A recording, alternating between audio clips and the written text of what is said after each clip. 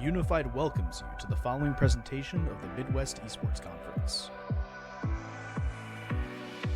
Here at the MEC, we partner with schools all over the Midwest to create premier gaming experiences. The most common angles that the operator plays. This is like second to only B long. Fight is likely having a leg shot, but they're too slow. Hariri lands a perfect headshot. Laying in the damage zone and the ball out. Going into Edborn, look at Sage. Laying in the middle. Sage? Laying in the damage. Going in revenge for their honey. No way! Sage Wabe! Get the quadra kill! That was Kind great. of sounds fun, so I'll give it a chance. And then we ended up playing in high school the next 2 years together. We've been playing ever since. So he kind of taught me the game. We've been playing on a team since then, and then now we're in college, so we can't play together anymore. We do love all the players, even the ones we shit talk. We love you all. We love you all. Body So- Pluto looking for the plank. Trickster waiting, maybe looking for the steal. Pluto has his engage. The scatter of the weak comes through. Watch Levi though. Levi hasn't been touched just yet, but the damage is coming through. The melt line gets melted. Jinkwall on a killing spree, and all of Ottawa goes down. Why? Those don't go in. It goes off the sidebar. Starting to come out, the flash is popped, the rolling thunder is utilized to perfection, and now it's all on Thiessen, but Thiessen just keeps on going.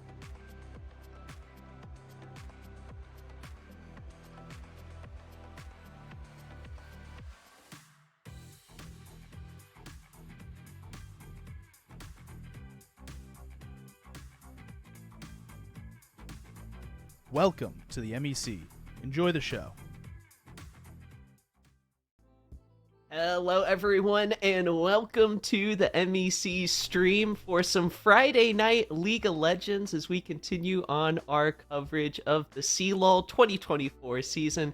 Thank you guys so much for joining us. My name's Mac Dewey, and if you've been here before on the Midwest Esports streams, you'll recognize a familiar face joining me on the League of Legends side of things today. It's the one and only Beautiful Crow.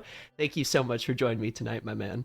Yeah, man. I mean, hey, I had to put the Vandal down, pocket the Phantom real quick, hop over, go back to the Riot client and launch the other game, But yeah, we're here today for some League action. No stranger for me at all, been in an abusive relationship with it for 13 years now, but we're good. We're on good terms. We're great. It's a new season, new items, new fun. And we got through our first week of competition. Very exciting. If we want to take a quick look at the standings to see how the teams shook out after the first week, you might be surprised, but Drury Esports are back, baby. 2-0. They could go all the way, I'll say it. Looking at the other teams though, our Friday night matchup is between two teams that I think are looking for a bit of a growth opportunity here in week number 2. At the 5 seed at the moment is the Ottawa Braves taking on Cleveland State. Yeah, this is really going to be a fun matchup to go into. And this will be the correct roster we are getting on screen here. So we had a little bit of moving around of the players for both. Okay. Nope. Yeah. No plucks for the support for OU. So we got Killian actually dropping all the way down there. How now that's going to make an interesting change of storylines and directions for today, I believe. I just know the Ottawa squad's like, okay, how can we sneak in Rumble support? Can we make the composition work? How can we get this guy working? So we'll have to see. For CSU, we got Jason in the top lane, Kaizek, Shoes, Scrub McLord, and Aqua Chad, who is actually a big fan of the name change, I'll say, for this stream. Goes by Aqualad usually, but the CSU captain was like, what if we just put in Aqua Chat? I would like that. Yeah, so I think he's a big fan of the shift, and we'll have to see if he can make some Chad level plays against the substitute support coming in. The Ottawa usual top laner going to be down there in the bot lane for tonight's match. Right. I feel like for Aqua, it's a bit of a Pokemon evolution type situation, Right. Like he's now reached his next evolution. It's the Aqua Chad level now. Yeah, he's looking got the at Water Stone, maybe. it's just like maybe like do you think he evolved with a water stone? Like, is it like friendship? Like, what's the scenario here? You know, there's so many different avenues to make them puppies grow up. So, I mean, hey, this is gonna be fun. I'm interested to see what they're gonna pick for Killian being on support, because like you could go down the myriad of options. Like, oh yeah, you know, I mean, yes. Enchanters kind of are like, oh, pick an enchanter, we're great, but at the same time, like, nah, bro, just put him on Trundle, just do Trundle support, just like let him just pillar everything. You know what, if you're daring, if you're brazen enough, whip out the set support. I promise you, they will never see it coming. Winnable. Hashtag winnable. You only have to win 2 games. Yeah, best 2 out of 3, exactly. And CSU actually a little bit more familiar, I'd say, with the format after a tough Game 3 loss against Drury University this previous Monday. So I know the squad. I've got some, I think, identity issues to kind of work through, but I see a lot of hope. They had a super strong second game against Drury, and so I think they can kind of take a week here. They're continuing to get used to the season, the new changes and stuff, and so I'm excited to see. It's kind of a bit of a tough start, I'll say, for them, Crow, because game number 1, you got to go up against the defending champs, and then now to start week number 2, you're going to be going up against the other team that was in the finals just last season, so they're going to continue to be tested, but I'm curious how their drafts are maybe going to shift the identity a little bit. Jason had 1 game on the Gwen. I'm hoping we can maybe see more picks like that coming through today against Ottawa, against what is now a substitute top laner. yeah, that's going to be interesting to see. I mean, this is going to be fun from this perspective of Ottawa, you know, like being on there. All right, last game we played wasn't too great, you know, like they weren't having too good of a time. So this is, you know, their chance for them to prove themselves, to be like, hey, look, that was a fluke. We're here to actually show up now. Week 2 is generally where we see people starting to pick up their stride or completely fall off, as we're about to jump into draft so we can see what champions these guys are going to be piloting onto the Rift. And as we hop into draft, I think in this first ban phase, we're going to see a lot of love thrown towards the bot lane. Yes. And for good reason. Scrub McLord, some great performances throughout the start of this season on the Varus, has been making a lot of noise, as well as a staple of the MEC, Levi, in the bot lane for Ottawa. I know he's going to be maybe missing Plux a little bit, but he's used to Killian.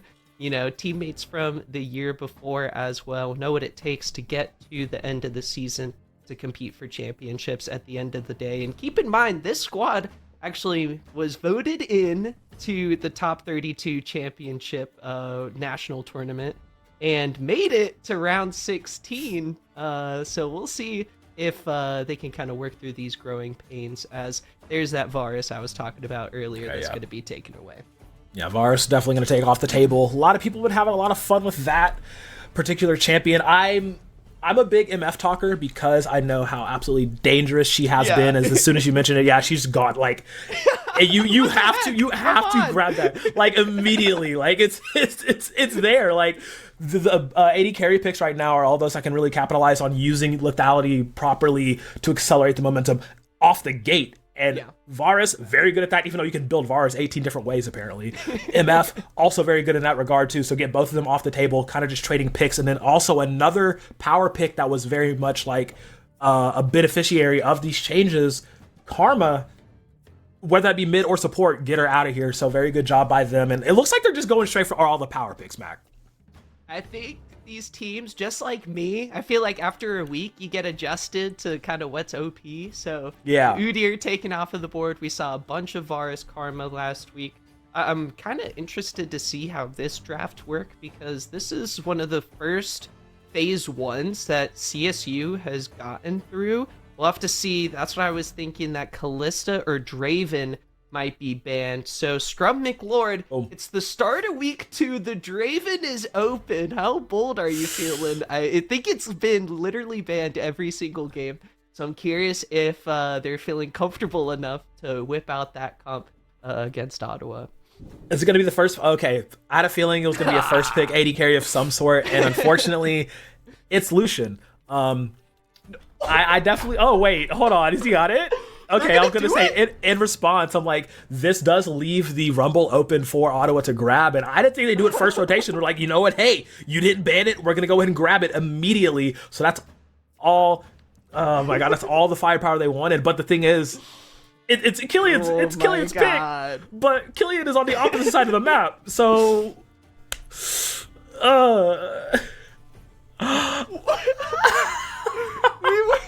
We were thinking, Crow, we were thinking, yeah. how could they do it? We were like, there's no way Ottawa has like a pocket Rumble support comp here, but they're sending it. They're saying, yeah, they're gonna do it. Rumble send a bot lane with one of the best Rumbles in North America? Sure, we let's probably win that. Yeah, absolutely. And I mean, you have to assume, like, yeah, this is definitely, this is going to go to the bot lane. And unfortunately, that leaves Cleveland State to have to fall into the trap of picking Milio with Lucian. It's debated the best partner for Lucian at the moment. But in this situation, like, what you want Lucian to be able to do, spike early and then have a very good mid game.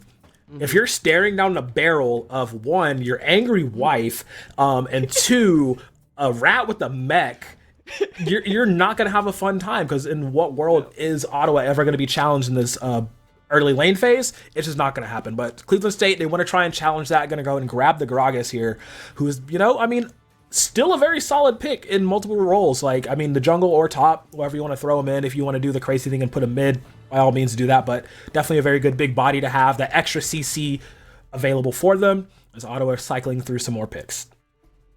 I gotta, with how this draft has been going, with what's getting hovered, my heart's leaping, and I'm trying to avoid jumping to conclusions.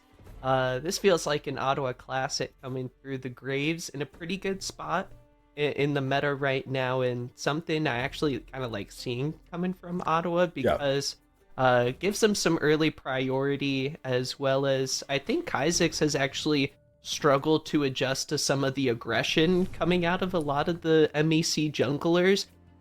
They're just hunting him in his own jungle constantly. It has been such a rough start, and Graves is one of those champions that can kind of fit that bully mindset of trying to be very aggressive early on. So we'll see how it shapes out. Seraphine, surprisingly, kind of banned away. A lot of Shoes' staples are still kind of up. We've seen a lot of Corki from him, a bit of Yone. And with Ottawa, I think, chilling on some of these solo lane counter picks. CSU's kind of in a tough position right now, I think, Crow.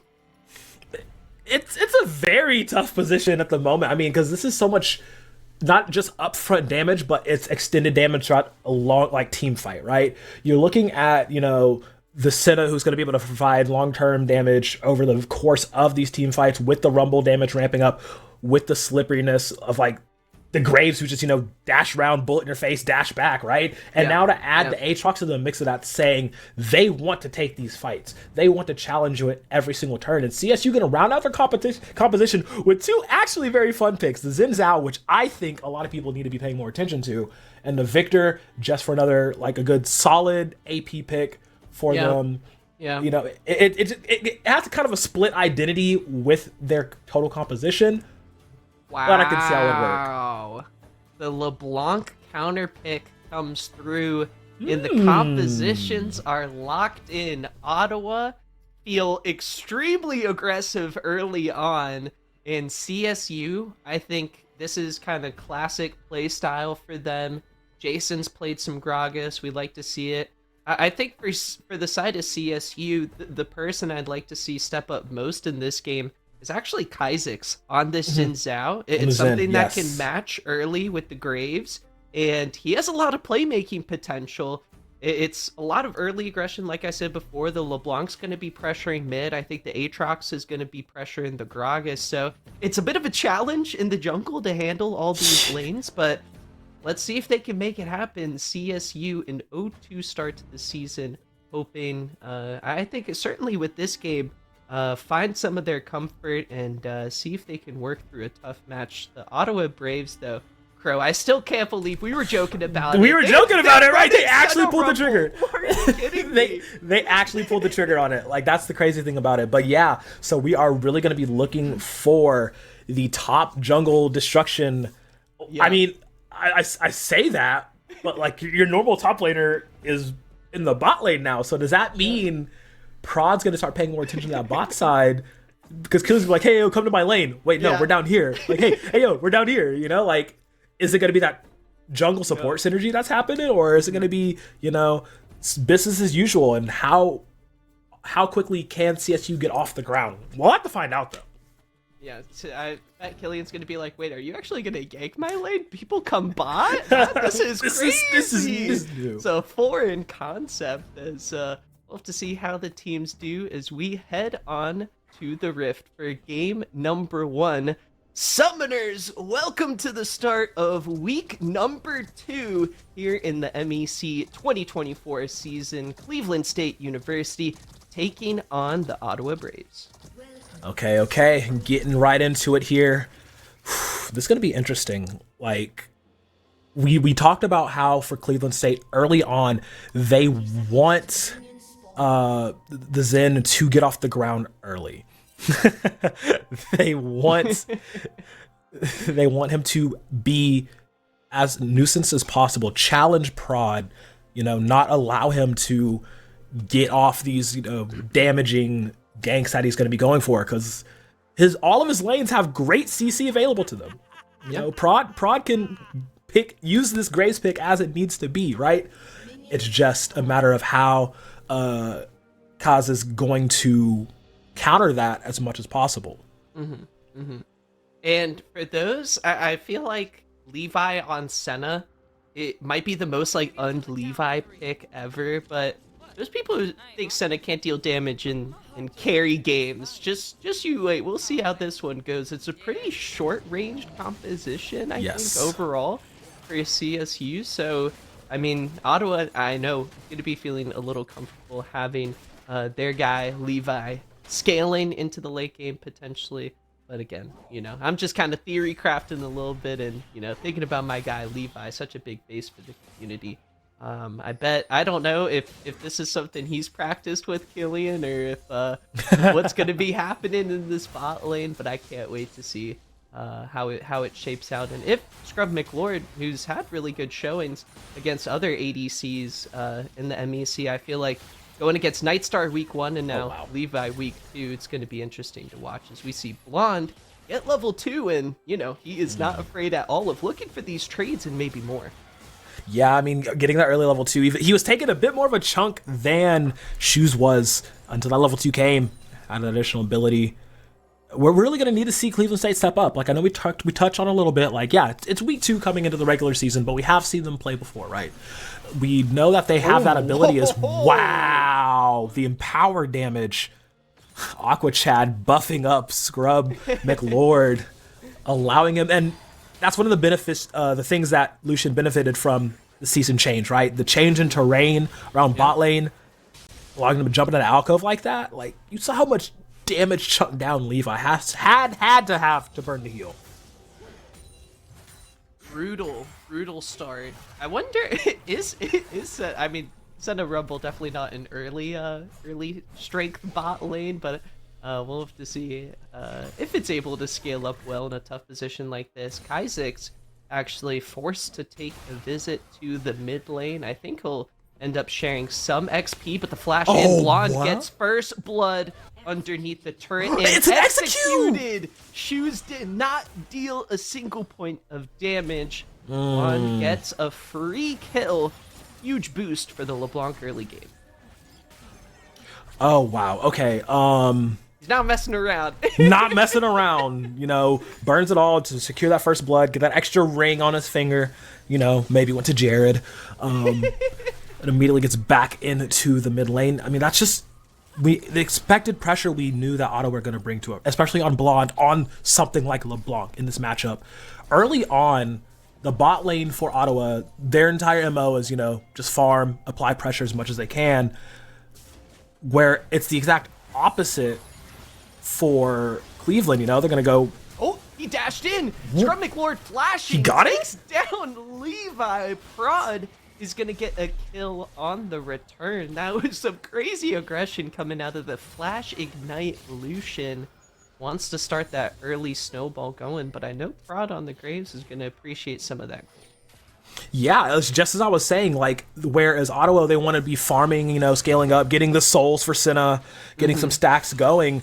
Scrub and Aquachad, they just want to jump on you as soon as they see you, and that's exactly what Cleveland State did in that exchange, in that getting that kill. First Strike Lucian, look, you have to get these kills and this lead early. Look at the CS at the current moment, right? We know they're going to do the fast, you know they're doing the fasting Senna strategy because of they want Killian on this Rumble to be absolutely a monster come mid-game.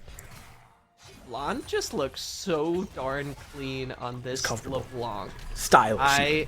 I am going crazy over here in my chair. I mean, this was the Red 5 counter pick. I think it was up their sleeve for a good reason. I mean, he's handling the jungle pressure as well. Prod's got a small CS lead. Might be looking to come back bot. Okay, yeah, I mean, you see him hovering around there. He has there's no vision. Scrub and Chad gonna get aggressive on. Ignite is there.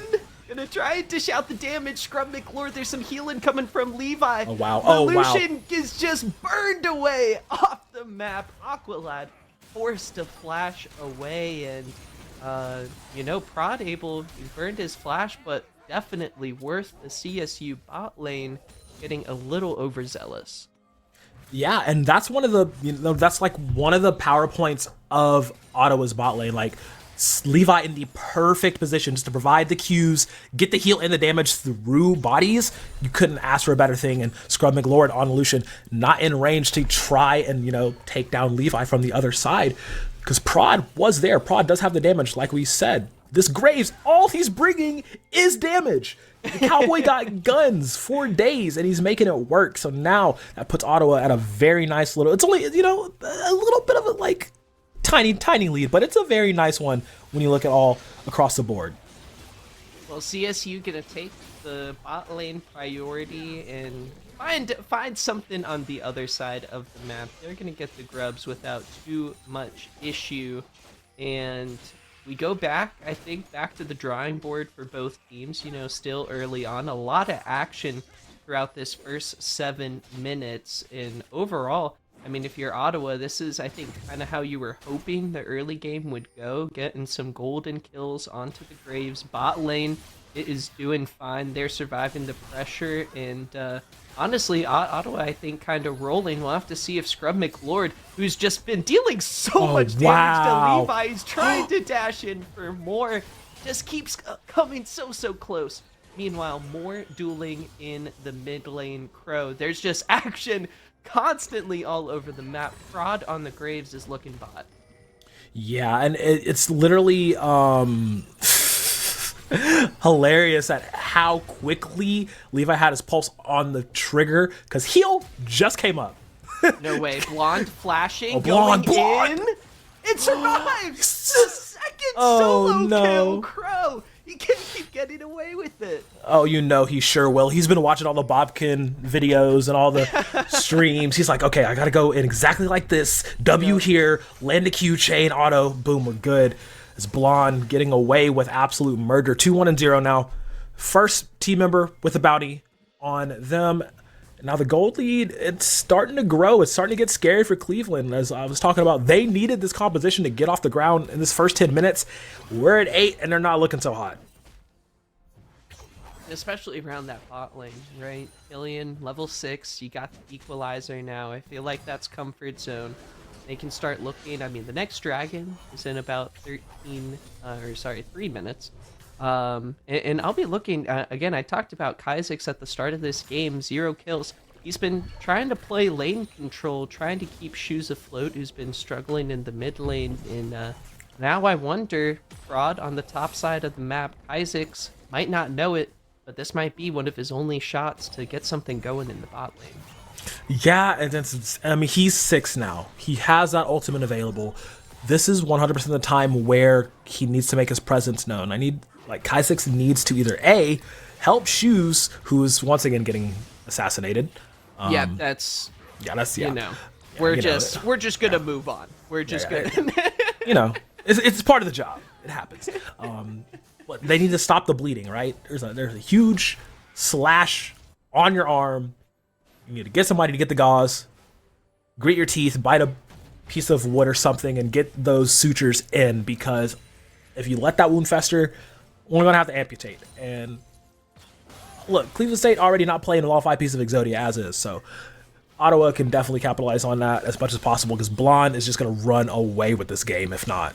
A 2-level advantage before the 10-minute mark is a huge lead, and definitely puts the All by pressure himself. on the Vikings here. Prod, he's just coming by. He's been able to invade quite a bit, trying to steal resources. Jason's got to be careful. Isaacs, let's see if they can maybe catch the Graves off. Killer guy going in, landing all the abilities. Flash misses, but Isaac's going to take the duel against Prod. Here comes the World Ender. Crescent Guard comes out. Blonde doesn't care. The auto attacks won't go through, but the shotgun will. Prod gets a kill. Trades all out on top. over the map, but it is Ottawa dominating in the bot lane, dominating in the mid lane. 4 kills for what? Oh man, I don't know if we have a replay available or not, but that interaction between Jason and Killer in the top lane, Brutal. I want to say Killer had the Aatrox E down, right? So Yep, when they tried to do the chains. flash, Yep. the chains pulled him in so he could not complete the flash away, and that just completely sealed the deal. Oh man, that was Cleveland's best shot, taking a map-wide team fight to try and get them some footing in this game, and bro, they just tripped and fell and broke everything. Like it's 4K gold lead now for Ottawa. The Braves are looking very, very strong in this first game. Ottawa gonna pick up 3 grubs for themselves, as the second dragon of the game is gonna be coming in about 15 seconds. Both top laners with their teleport available. Blonde with a teleport available for himself, as well as 7 stacks on the Magi Soul Stealer. It starts now. Crow, he's gonna start doing some research, adding pages of thoughtful content, of course. He's a connoisseur of a variety of wizardry. We'll have to see Cleveland State, I think correctly, not taking the fight here. But Blonde is roaming. He is away from the mid lane. And if I'm Scrum McLord and Aqualad, I'm feeling a little bit nervous, as there's 3-4 members of Ottawa on this side of the map. Yeah, it's a really big trouble scenario for the them. snare. He's done. He's literally done. Blonde goes unstoppable. A double kill. 15 pages added now. 6-1. Incredible bot lane dive there, set up by Levi, hits the snare, and you could have called it just a thresh queue, because that was certainly a death sentence. Shoes, meanwhile, in the mid lane, getting is juked. just trying his best. Just getting juked. Absolutely. Ankles broken. As now Kai has the attention of 2. Here comes Jason, potentially to make a difference, but he's a little too late. Chaos Storm not going to be there for him either. Or Cleveland State. Category 1. Not the strongest Torn we've seen, as the gold lead ballooning up to 7,000 here at the 13-minute mark. Turret plates are still up. CSU not in a position to grab those, and it is 6,000 gold in the pocket of Blonde. Nobody's even really that close behind him. And it's so funny because of how quiet the top lane has been for Jason and Killer, right? We've only seen them maybe twice. Now it's just a random meeting that turned into that team-wide team fight, and then again on the bot dive. And yet all the influence has been coming from Prod, like we expected, but more so from Blonde. In this matchup on this LeBlanc just being an absolute terror. Here comes by the Killian. Braves. Here comes Broad. Surely they not. Smell Xin Zhao in the jungle. Killian level 9 is just going to melt them. He's got the Leandries completed. Blonde feeling so comfortable. He's just going to be going in and out of tower. The Ottawa Braves are out on the map, and they are hunting for blood. They smell it in the water. Blonde's going to start limit testing there a little bit. Has to back away from 3 members. Levi just wants those Senesouls, dude. Little Cook gets caught there. The Q. You should have left. Otto, he lives. You should have left. They keep getting away with it, Crow, on the smallest of margins. They pull out kills time and again. Oh man, it's literal cyberbullying right now. I'm not gonna lie. Ottawa Braves, that's just nasty. Levi, it's all he had to do was walk away. Poor Jason. It happens though. I mean, they're this far ahead, right? Two kills to 14, 8K ahead, easy. Just like absolutely destructive force across the map, and you know, Cleveland State at this point are like, okay, it's a go next angle. I highly doubt they're scratching their heads saying, how do we get back in this game? Come on, team, we can do this. Because the answer in that equation, that's a level of math that I failed out of in high school, so I could not help them out there. Well, what's most interesting to me is Killer Guy going for the lethality Aatrox and still having quite a bit of health. Yeah. Serious build. Meanwhile, Rift Herald crashes into the mid lane. Blonde adds another chapter to his legendary tale. The start of week number 2, the Ottawa Braves feeling more comfortable, throw their top laner into the bot lane, put him on his signature champion. Yeah, let him support it. Let him. Levi Is he the can support? get the support. Yeah, it doesn't look like it. Oh god, we're gonna look at the damage graphs after this because absolutely ridiculous. I actually would love to see how many soul stacks Levi is at on the Senna, if we can do that, because he's starting to rip some fat autos. It's not pretty. Okay, all right, already at 48. All right, that's fine. You know, nothing too out of control yet, but definitely chunking from a reasonable distance away, and it's just really a matter of when, not if, for Ottawa here in game number 1. Cleveland State definitely needs to look towards their ideas for bans for number 2, game number 2 in the series, because if they don't, they're gonna have another game like this, and that just is a feels bad moment all around. Yeah, absolutely. I wonder for Ottawa, I think it will be impressive for me if they're able to cleanly close out this game. You know, this is kind of the complete picture you're looking for from a team like this. At this point, you know, can they play an aggressive composition like this? Not a lot of team planning that goes with it, but are they able to still, you know, cleanly close out the game, control the macro super well with these champions as well as their rotations? And so far, they're handling business. Killian and Levi are the duo in the bot lane you never thought you'd have to worry about. But here we are. Killer Guy handles 2 members of CSU up in the top lane as they continue to bide their time. An engage comes in. Jason whiffs with the explosive cask and is just going to get equalized there. Killian 205 on the Rumble. The 3rd dragon of the game is picked up. Ottawa on Soul Point as they continue their push in the mid. It's going to be an easy push at that too. I mean, great reaction from Levi to flash immediately when he saw Jason jumping in. His prod over the side. Flash Q auto, destruction, immediate dunzo. All the cleanses in the world cannot save you, Scrub McLord, as he has to run away. Only the bot lane and the half a mid laner that is Shoes still alive. As the base is now broken into by the Braves. I mean, they could just take what they want and get out, right? Bounties on every single member, including the quote-unquote support Rumble, has not died yet, by the way. 2-0 and 6. He's chilling. That's a very He's got 2 items. Yeah, 2 full items and a Sork Shoes. That's a great support, man. We need more supports like this in League.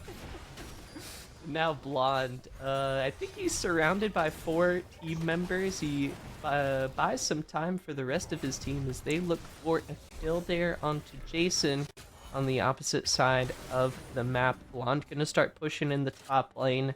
The Ottawa bot lane goes mid to push in that wave, and it's just the snowball has amassed. And not only that, but Ottawa doing a fantastic job playing around the map. I mean, they have a lot of strength. They can 2v1 in parts. I mean, these are players. They're feeling at the top of their game. They're looking real good here against CSU. Blonde now not afraid to go underneath the turret. And where did he go? If you blinked, you might have missed it. No, Shoes gets destroyed there up in the top lane. Levi hits another snare. He has been sniping all game long. Ottawa continue their onslaught. No, like I dead ass blinked and he died. I'm not gonna lie there. It's just, oh my god. An onslaught is the appropriate thing to call it, because this is just filthy play from the Braves right now. 40.6 now, just absolute shellacking going into this. And another snare lands. There it goes. She's just showing off at this point, you know? It's just like, oh, watch this. Let's see. Teleport comes in. Blonde's rotating. The worst nightmare for CSU. They want this guy as far away as possible. Levi gonna zone away with the center range. As Prod is actually solo pushing on the top lane. Shoe's got to be careful. Does have a lot of wave clear. CSU might have the tools for the time being to keep the waves aback, but Baron has spawned, and Ottawa might be heading that direction shortly. Yeah, and they can take it no contest at all. I mean, yeah, sure, there's always, you know, like the low 5%, 1% chance of like somebody jumping in to try to steal. Wouldn't really be in Cleveland State's best interest to even try that. Not gonna lie, y'all got supers marching in the base, baby. Y'all gotta worry about your pockets first before you try to go for any of these fights. And it's just real nasty work to even try to step forth outside of the base if you are a Cleveland State player at this juncture of the game. Only 20 minutes in, just about 21 minutes in, BT Dubs, if you were paying attention. I mean, Crow, what else? Oh, Flash from Killer Guy, all planned. The ult? Was that the ult? Oh, coming through. What are we want? Some lag, maybe? I'll say. Lag. Yeah. They're just having a fun time. A nice little fun group balling around, you know. And I think this is huge for Ottawa. Coming off of a 1-1 week, they actually go down against one of our projected top teams of the season, Purdue Northwest. Yes. They go down 0-2. I note Killian's in the bot lane. They got Killer Guys subbing in, but I think this game, out of all of them, good for morale, good for the vibes. The boys are feeling good, and Prod's gonna start up Baron. Ottawa Braves. Okay, complete control. This is similar to what we would see from them all of last season. Really fun to watch. Blonde, who ended up getting subbed towards the end of the season, comes through with a huge game. I mean, super impressed. Clear MVP. Blonde on this LeBlanc was just doing work, and look at him go. He's going so deep to try and get more. He can't unfortunately stack any more pages, but still trying to be a nuisance. Oh darn! Can't get any more pages in the good book, unfortunately. Man, just I know. So it's literally so scary if you're any member that is. I mean, actually, yeah, all of them. Like you can just jump in, QE, done immediately. Just blown up. Is now looking to go for the death march here. You know, put Cleveland State out of their misery for game number 1. Send it to another break. Super minions coming in. Equalizer zoning over the tower. Done. Killian flashes in. Absolute death fire coming through from him. Flashes all over the place. Death's going down. Killian ends up with a double kill. CSU unsuccessfully defend their base. Baron Nashir is going to be the win condition Ottawa needed to put the cherry on top of this game. Near perfect from him, only losing 3 kills. Ottawa taking care of business, and Blonde 9-1-4 on the LeBlanc. It seems like they were ready with that red 5 counter pick, doing so much work. I mean, solo kill, first blood, underneath the turret, into a second solo kill was just the start of the snowball. It's so sad because that first blood, that first kill wasn't execute. Mm-hmm. Like there was no return gold going that way. And you're just like, I feel like at that point, immediately Shoes was just kind of like, all right, guys, it's going to be one of those games. Because it really felt like, you know, I was like, not going to lie, that's a desk punching moment if I have ever seen one. But no, just incredible stuff coming out for Ottawa here. It's not over. You know, hey, like it's a best 2 out of 3. Yeah, it's a best 2 out of 3. There's still chances like to come back. It's like classic rock paper scissors. Come on, who's just gonna do a best of 1? You gotta run it back. And CSU, actually, I think one of those teams, Crow, that has the capabilities to really adapt here. I'm thinking back to my Monday night cast with them, and similar, they're used to this sort of game going their way, but I believe they can also ground themselves. GG go next. Let's recap. Let's adjust. Let's throw in some new champions in there. Let's ban away Rumble. Killian apparently not afraid to run it into support. Crazy, by the way. Might have been all according to plan by Ottawa to just get the Rumble through. But anyway, we'll see aside. CSU. I like their game 2 power spike, Crow. So get ready. We're not putting doubt on them just yet. We got a long series ahead of us. So I just want to throw that out there. My CSU fans, don't fret. We're coming back in here. I believe in the Vikings.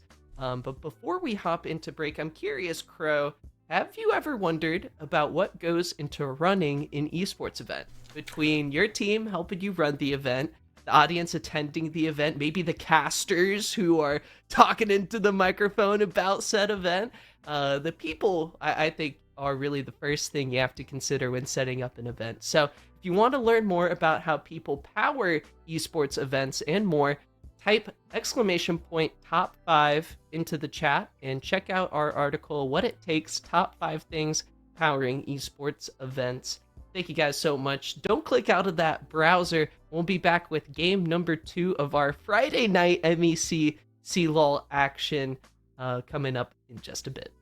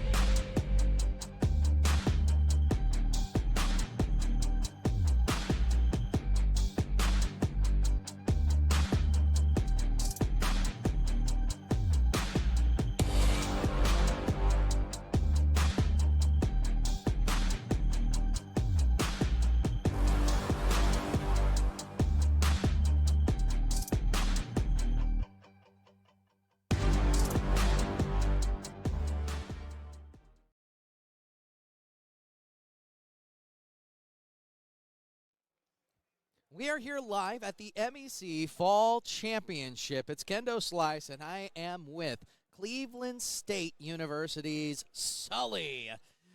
Sully, the question that we've been asking everybody, what does esports mean to you? Well, esports to me is just like the ability to play with other players and compete with people and try to overall improve at the game. It's about not so much as winning, because when you win, it feels great, but it's about learning the game and playing the game at a high level and having fun at the competitions. That's what it's all about to me. Having fun and the competition. Love that. First off, I do want to ask, over the last 3 months or so, we're talking scholastic esports. Yeah. Has there anything that the last 3 months has enabled you to learn? For esports specifically, well, playing with my teammates, because before this, I played at a 2-year school, and so it's 2-year school. We had a lot more fun with it. Like, we didn't really do as well, but kind of just went in there and played some weird comps and just had fun. And now playing with all these other CSU guys, they just made me better, because playing with like better people and surrounding myself with better people just helps me learn. So I can kind of take things from everybody and take all their different play styles and mesh it into one. So I love it. It really does happen everywhere, folks, whether it be esports or as well as real life. We all grow each other, and seeing that in the team dynamic is fantastic. We're at LAN. Yep. It's another opportunity to get not only that team dynamic, but to look across the stage and be like, hey. And take from them, too. You're taking positives from that. You know, you're getting them shook. I heard you all did fantastic earlier in a match. The LAN process. What's it been like for you? Have you enjoyed your experiences with LANs? Yeah, so especially we didn't have school yesterday because our school observed Veterans Day, so it's like a 3-day weekend. We get to travel. It's like a vacation. We get to stay in a hotel. Last night we played some cards, different card games in our dorm room all together, in our hotel room all together. So it's like a big vacation, which is awesome. And then on top of that, we get to come here and play some Valorant, and that's the cherry on top. I love it. And you throw on top of it, there's more to come. That's right. Favorite esports moment, but we're shaping it. Okay. It's from the last 3 months. It's going to be from this semester. And excuse me there. This semester, actually, like today was probably the best moment because we played earlier. I got an ace. That was pretty awesome. And then the game before that, I did pretty well, and I got a triple spray transfer, which I'm pretty proud of. Which I can't wait to go watch that tonight later. And so probably today. Today's probably been my favorite. Hey, there you go. And this is just the beginning. It's not just the peak. Finally, we're looking forward toward the future. What does the future look like for you in esports going into the next semester? Anything coming up that you're excited about? Well, I mean, this is our first semester as a team because me and Lime, we're new to this team. So we're looking forward to being able to practice more over winter break. And we're looking at this semester, we're looking at this as kind of like a practice run, like a dry run. Yes. And then next semester, we're getting for real. We're getting real. So next semester, we're planning on doing a lot better. I'm happy with our results this semester, especially just forming. But now that we've been together for a year, it's gonna be over. It's gonna be good. That's what I'm talking about, folks. I really appreciate Sully. Once again, more interviews to come.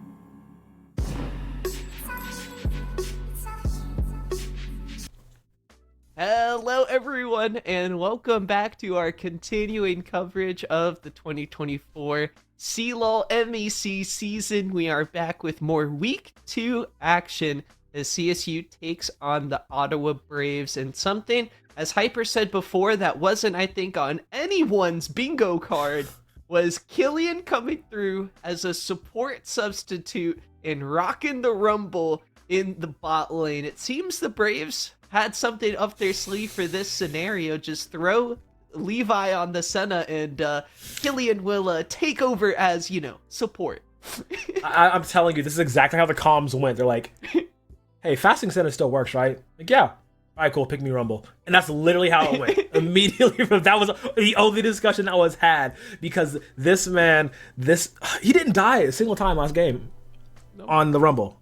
No. Just all right, that's fine. I'm on to you. I see your game, Ottawa. But, I mean, hey, Cleveland State, they're not out just yet. Potentially going to put it to a 3-game series, but it's going to take a lot of heavy lifting. And honestly, it's going to take, shoes to break whatever mental shackles are on them feet. Get up, back in the saddle. Look, my grandpappy once said, when you fall off that horse, slap the horse and get back on the horse.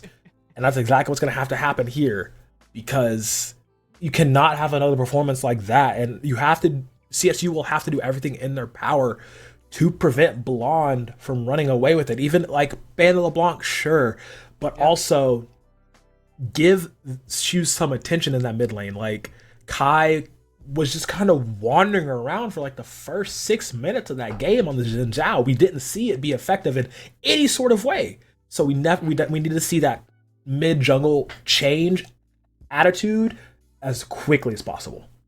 Yeah, and at the end of that draft game number 1, Kaizix was one of the guys for CSU I had my eye on for someone to come up big in that match. And I feel like what's been working really well for him throughout the start of the season is actually starting topside and looking bot. But we didn't see any bot ganks. Blonde was so aggressive early on. It was like a 3-minute, 4-minute first blood under the turret. Shoes is like, please, I just suffocating lane matchup. The sides have stayed the same, Crow. And here we go. We have a feeling a Rumble ban is going to be showing up. Force Ottawa. off of some comfort. First ban, there it is. So nothing crazy. We do, us casters, we do pick up on stuff eventually, and sometimes our crystal ball is on point. Yeah. Get rid of the if you're CSU, Rumble, Belveth, LeBlanc, you want to drop those as quickly as possible. Go ahead and run the gauntlet with the 80 carry picks. Have fun. Coin flip it, whatever you want to do, but you need to make sure they do not get those 3 champions, because as you just saw, completely terrible time in game number 1. Ottawa, they have a deep enough bag to where they can, get onto a different champion and still be just as effective. So we're looking to see how they're going to push that through now as they stick with the Varus and Karma bans. They don't want that combo out. They don't want any variation of that champion to be on the Rift. They're like, no, we're not dealing with that, not today. And furthermore, for CSU, I wonder what other bot lanes do they got in their bag? The Lucian Melio has not been it for me. They've locked it in a handful of times, and through the early game, I feel like it hasn't done what they've been hoping it does, which is scrub McLord, rolling face on the enemy bot lane. They're hovering the Lucian. It'd be really bold if they go for it, giving him something like the Callista, the Draven. Lucian ban does go through. Do they feel comfortable enough first picking an ADC? Are they going to go another route? We'll have to wait and see. Certainly something in the bot lane feels the safest. Karma's been a really popular B1 pick. Kha'Zix, no doubts. Just going to go send it. The Xin Zhao locked in once again, and Graves may be one of the only champs who can match it in early game strength. Yeah, that they'd be comfortable on, a lot of AP junglers currently, those stupid fast clears, or you can just, you can never count him out. Wherever there's a League of Legends game to be played, there's a Lee Sin to be picked, and it's in the hands of Prod, so that's going to be real fun to watch here. But this is, you want early game matching, you want early game power, get this Lee Sin out on the field as fast as possible. And so now it's still going to be, just, if not more effective, going in here. And it's an instant lock on the Ashe here. Okay. I respect it. Ashe, still very much a nuisance. Like, if you can't get the Varus, getting the Ashe is still very, very good. Low cooldowns, so many different build paths that she can abuse. So definitely getting Ashe this pick. Ottawa, look, they're doing it in a different way, but it still looks good. But yes, this is what we wanted to see from CSU, grabbing up the Kai'Sa. This is crazy. Did I say Kai'Sa? I've been waiting to see Callista Renata gonna be locked in.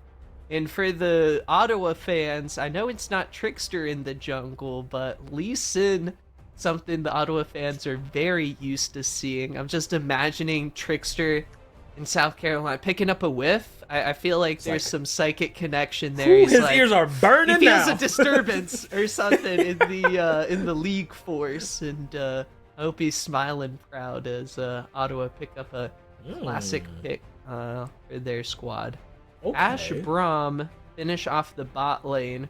I feel like extremely aggressive for CSU, and not aggressive at all for Ottawa. It's they have really good sticking potential though. That's like one of the biggest things. Like, Ottawa, one Braum passive, you're done. Like, we'll see how the rest of the composition rounds out, of course. But Ashe in general, you're already going to be slowed from the autos. You're gonna have the Braum passive added ability as well for the stacks. Very squishy composition for CSU currently as well. So if they choose to, start going aggressive, there's a very high chance that we can just have a repeat of the snowball that happened from game number 1. But CSU want to do their best to not let that happen, as they're going to take away the LeBlanc. Very smart. But big bodies drop in like flies for Ottawa. No Gragas, no Udyr. They do not want to deal with that. Taking those off the table, I do not blame them. We'll see. Ottawa likely going to lock in something for the killer guy up in the top lane. A lot of options up there. Zach was not at the top of my list. It was banned away. Yes. I'm still gonna question it. I don't know. Maybe there's a build. It's a new season. Mac's not the most in tune with crazy builds. You know, I'm just play by playing in the micro. You got a thought. Let me do it. This is fun. This is fun because Zach top lane has been a little bit of a scourge recently. I do know. I want to say they played it. That's crazy. LCS, I believe they just played it last week as well. Yeah, he's made some appearances. Speaking of making appearances on the stage, the Maokai pick still annoying. Absolutely ridiculous. Oh man, and they're gonna round it out with Seraphine. So this composition coming out from Cleveland State, I said they need a little bit more maneuverability. This is exactly what they're gonna go for. Is Stop it, Hyper. No. Stop it. No. Don't even worry about he's baiting you. It's all the illusion. It's an illusion. He's not. He's actually doing it. Okay. What are these drafts? This is the beginning of the season, baby. This is too big brain for me. I cannot believe it.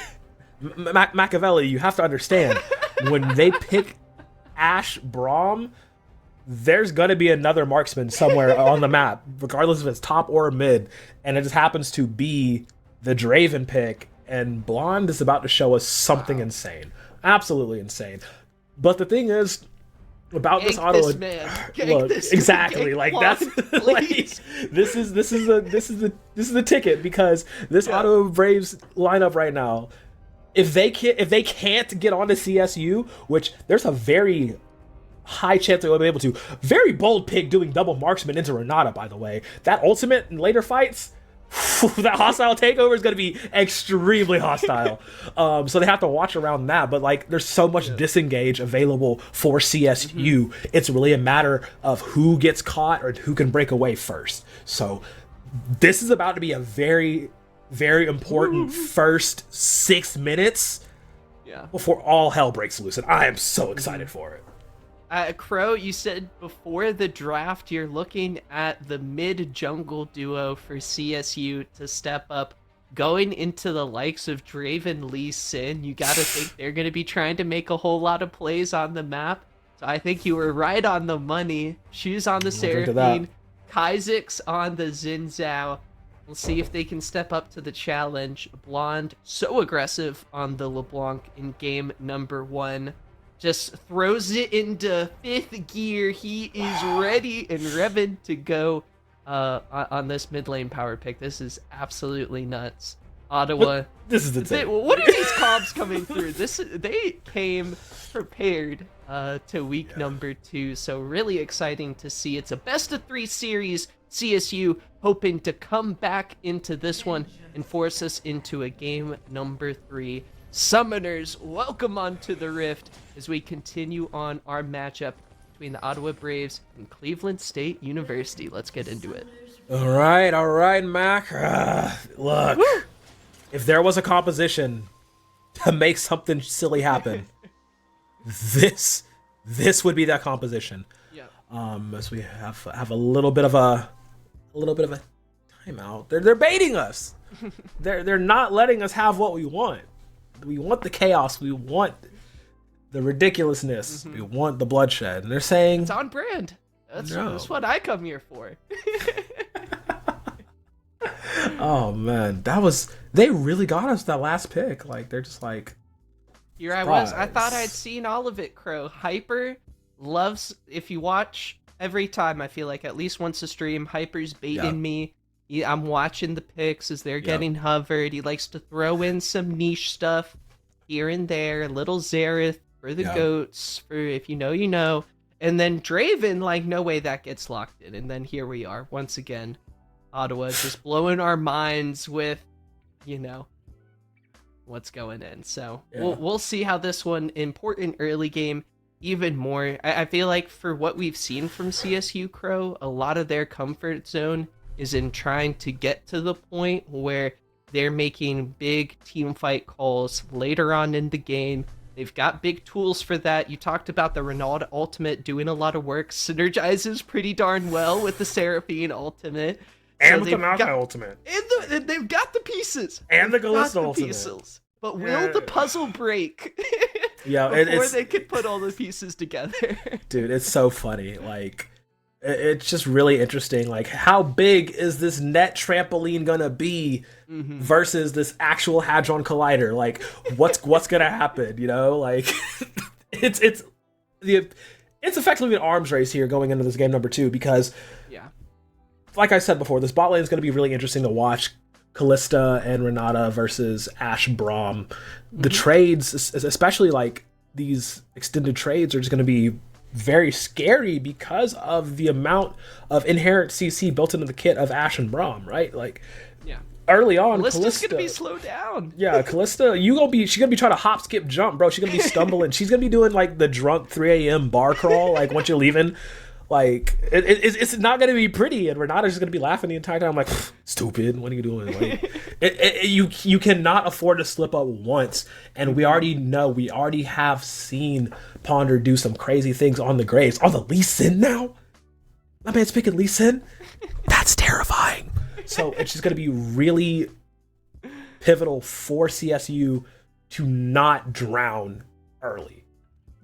Exactly. And for me, most interestingly enough, Scrub McLord, this is a Callista that has been banned away from him in every single game. Last game, they weren't comfortable enough to rock the Draven that had also been quite heavily banned against CSU throughout the start of the season, but they didn't want to go for the Draven, went the Lucian. Now, I mean, is this going to be peak Scrub McLord action coming in? I feel like I've been teased so much with it being banned a bunch. I'm like, oh my god, he actually got his hands on it. I didn't think any team was going to let this happen. So I'm hoping CSU, this is something they've been hoping to pick. They picked it super early on. I'm hoping this is one.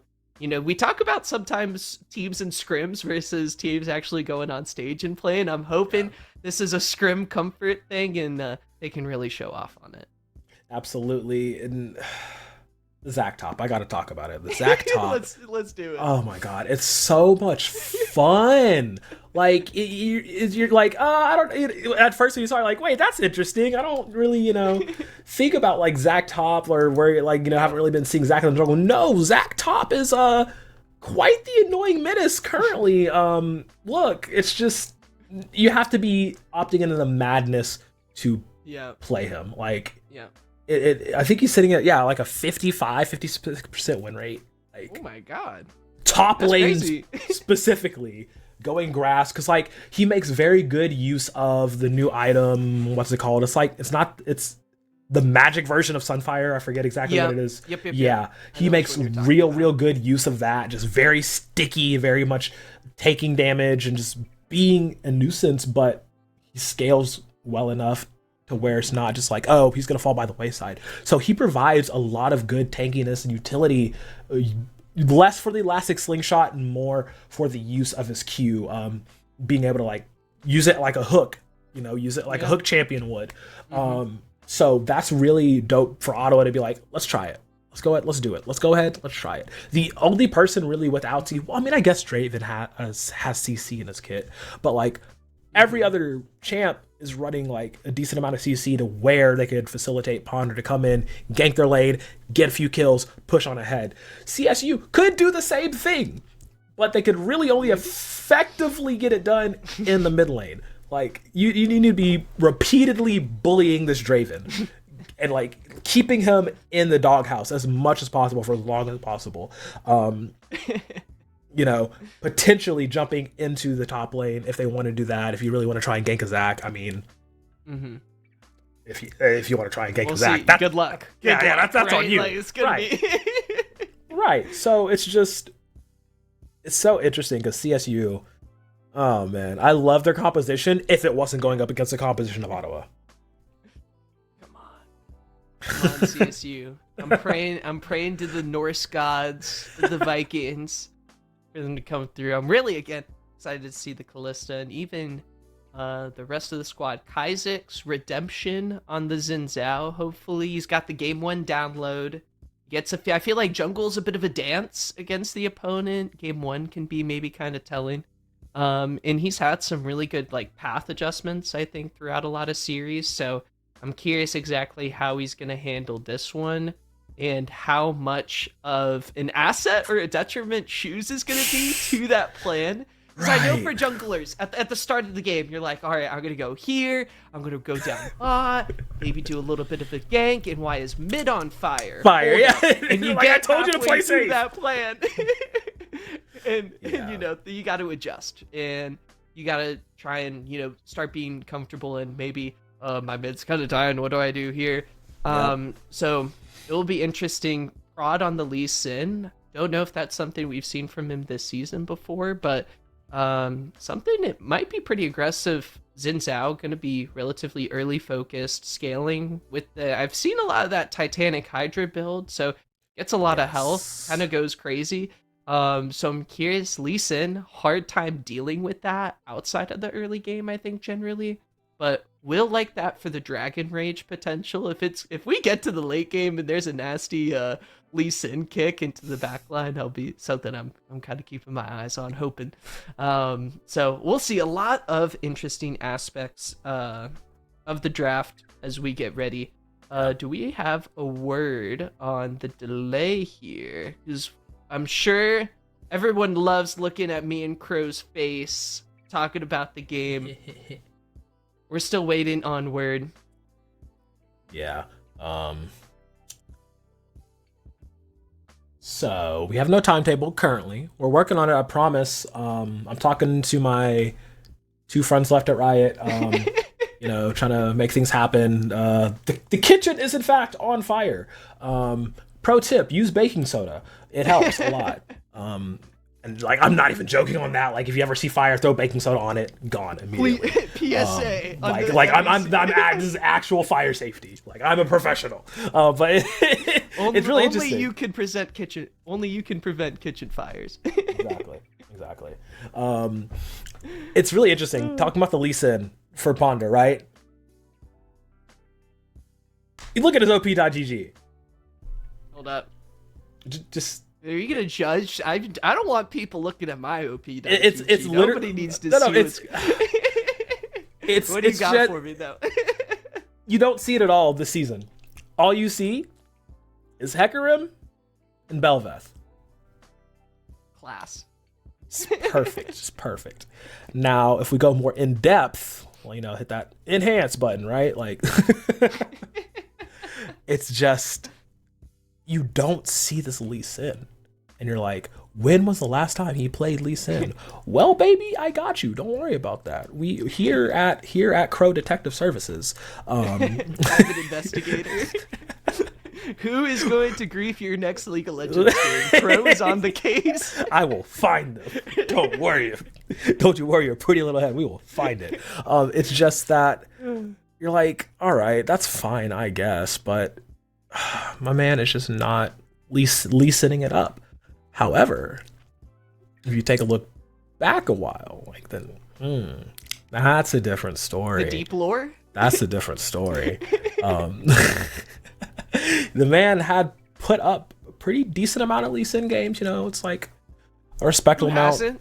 Yeah, exactly. If you're a jungler at this day and age and you don't have a lot of Lee Sin games, I don't know what to tell you, babes. Like, you should try it. It's pretty fun. Yeah, you know, like you do bind one flash kick. Yeah, bind like, everything to your mouse. You know, just do whatever. Like, just put everything on the mouse. It's like, yeah, I got it, one-handed. But it wasn't. I believe it was his 8th most played. Yeah, back last season. You know, 50% win rate on it. So very nice job there, but. It's just like how he hasn't had a lot of recent practice on it, unless he's playing on another account that we don't know about. So like him just deciding, you know what, we're up 1, we can afford to lose 1 more. So like, don't grief me, you know, like it's very much a, hey, trust me on this, guys. So whipping out the Lee Sin like that, it's going to be something to see once we get into this game, which we are still trying to resolve these issues. There's a game-breaking bug. It still happens, you know, early on in the season. Glad we're able to catch it and whatnot. So we're gonna be here a while. It's almost like the MEC podcast part 2. Hey, you're now an unofficial pod member, Crow. Wait, let me get my glasses and do my best Shiggy impression. Actually, I can't do that. No, can't do that. No. I don't have any cheese either that I can just like get out of the kitchen. No raw onion I standby? do have raw onion. You know, at most I have this tall boy Mountain Dew and some chips. Gamer Fuel. We're good to go. We're locked in. We're ready to locked. go. We'll be walking you guys through hopefully what will be the rest of this series as yeah. What else? Ottawa looking, I mean, we talked a little bit about their matchup against Purdue on the podcast, and I'm curious one of the things I like most about the MEC is the season format. We get like an extended round robin. Teams get a lot of best of 3 experience, and then we get into the playoff madness with all the teams seeded by where they ended up during the regular season. And so Ottawa, I think, is one of those teams that should be, I mean, expectations coming into the season, this is a top 2 team. And after losing to Purdue, they kind of get pushed out of that top 2 potential conversation. But they've got a lot of players we love watching. I mean, Blonde just popped off in game number 1. You got Levi, who I think surprisingly has taken a different role for the squad. A lot of carry-focused, heavy DPS, ADCs. I mean, we saw a bunch of Jinx last season, bunch of Zeri. So, you know, he was given the keys to the Ottawa car. And so I'm curious if this sort of trend will continue. And I mean, he was hitting snare after snare. Now you're gonna get. He was snaking them things in. He was sinking. Ridiculous. I was like, all right, buddy, hold on. So now you're giving that guy Ash arrows. Now, right. Crazy I imagine he's just gonna be throwing them right down mid, straight down the middle. So I'm curious how the playmaking creativity goes for Ottawa in a game where this composition doesn't feel very Ottawa outside of the Lee Sin. Yeah. So I can't wait. It's gonna be insane. It's actually gonna be insane once we get into it, and like we need to. Yes, God.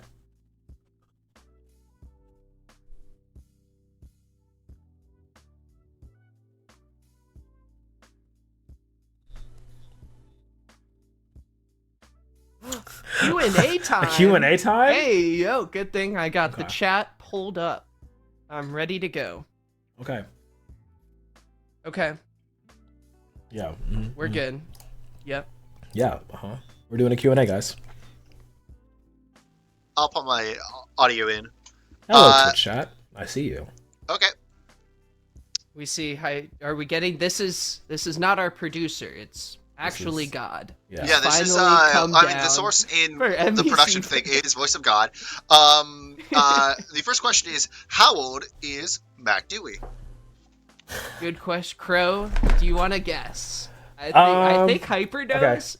Okay. I'm curious. I'm going to give a shot in the dark. I'm going to put you a little bit lower. That's fair. Okay, maybe a nice 24. Ooh. Almost spot on. Almost spot on. 23, okay. Almost 24. Okay, I'm on the second half of 23. Okay, I got you. Okay, next one. Okay, let's see. All right, Travis Mac. asked a question I can't answer. Yeah, Mac, who is your favorite PvP? Answer the question, Mac. Oh, Hyper's our reader. Yep, okay. I am the reader here. Okay. Yeah, what are y'all's favorite colors? What? Okay, question. What are our favorite colors? Well, mine is purple, which is amazing because like how did I get this wonderful purple header? But yeah, I love the color purple. Always have since I was a kid. I guess another default one would be like I love the color black because it's like my soul, you know, all that fun stuff. But yeah, what about you, Mac? If you can't tell by the green chair and the green water bottle, and if the keen audience members may discover some other secret Mac Green lore, but it is far and away, I am notorious for being crazy about green. So. Yeah, I definitely had a green phase. I will say that. I loved neon green. Shout out Nickelodeon. Yep. Literally was obsessed with it. Okay. Okay, so now Hyper's telling us we take the questions from chat. Okay. Nice. Huge. Okay. Cool. Let's see. So for this guy Travesty in the Yeah. chat, never met him before. I was super new. Okay. Asked who my favorite play-by-play is. I'm gonna say Jim Nance. Oh. The GOAT in my eyes, or Mike Breen. And that's Okay. not esports, I know, but Yeah. I gotta put respect on those old men who carry me during like weeknights or like NBA or the match. Yeah. Like so good, but in esports, I think it's hard to not like Captain Flowers is guy. I know that's kind of basic, but he's just I don't know. He's just beautiful. He is a very beautiful man. Wonderful handshake too. Like absolutely insane. Let's see. For me, Bro, have I swayed you in our first match to to crack the list of fave play-by-plays? okay, so I mean, okay, so mine, like I'll give like an esports and non-esports one. For me, one of my favorites, absolutely, if you know, you know, Mauro Ranallo, just the GOAT of all dramatic calls, in whether it was boxing, MMA, pro wrestling. The man was just an absolute genius. And let's see, for esports wise, I have to give it. There's like, a lot of good ones. There's a lot of good ones, but like the ones I have to think of the ones that like really grabbed me, like made me want to do what I'm doing currently. If you remember, I mean, you've been a long time fan of League of Legends, but D-Man, oh my god. Oh my D-Man. god. D-Man's, my goodness. That beautiful British man. Goated. Absolutely insane on the mic every single time. Every single time. Him and Joe together were just like my favorites. I loved them. They were so good. But definitely those two. I do want to take a moment for a special shout out. It is one of our favorite MEC casters, the one and only Travesty. It is his birthday today. Happy birthday, Travesty! Hope you're enjoying watching the stream as well as having a good day, my guy. Shout out Travesty for putting a lot of the legwork into the MEC pod. So if you love the MEC pod, you enjoy watching it, give Travesty some love and affection because he was a big driver for that. Shout out Travesty. Who, absolutely. I mean, what can't he do on the MEC? He's just flex anywhere, cast whatever. He's just the absolute best. Yeah, absolute insane person with wonderful hair too. Kiss. I can't. And also, those throwback pictures. Listen, those throwback pictures. Are you sure you weren't a member of Taking Back Sunday? Because you definitely fooled me. Like, absolutely. To answer another question, let's see. What are your favorite video games? Do you want to take this first, or do you want me to take it first? Favorite video games: League of Legends, naturally. Okay. That's why naturally. I'm here. You might guess. Yeah. Shout out college, because I feel like Smash Bros creeps its way into an aggressive amount of hours played. Yeah. Just from sheer college game nights. Yeah. Outside of that, my kind of like maybe niche one. I love the Civilization Sid Meier's series. Okay. Civ 6. Civ highly 6, recommend. yeah. Okay. I know a lot of people like Civ 5 and they're like, Yeah. ew, Civ 6, like gross, it's a new one. I have to learn all these new things. Guys, trust me. Play Russia, you'll have a great time. Peter of Russia will take care of you. Don't even stress. Pro strats for Civ 6, so just pick Russia, you're good. For myself, aside of course from League of Legends, you can see it back there. I love Halo. Nice. Brought up on it. Yep.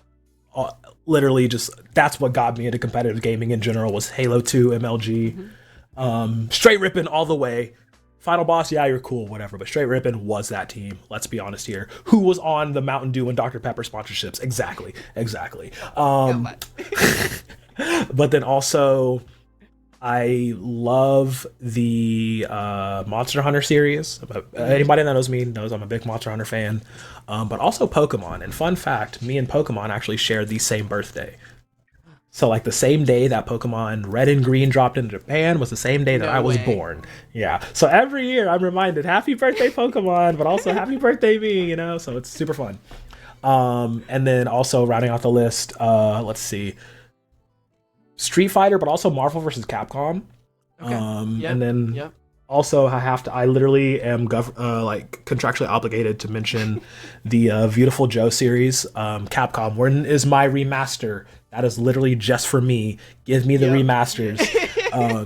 It's just like, it's literally like one of the coolest concepts ever. Like, you're a dude whose girlfriend gets kidnapped into a movie world and you get to go into that and you have the power of a movie hero, and it's like super based on like Super Sentai and like Power Rangers type stuff. And I'm like, as a kid, you're like, that's the coolest thing ever. Like, what? That's awesome, you know? So yeah, shout out Beautiful Joe.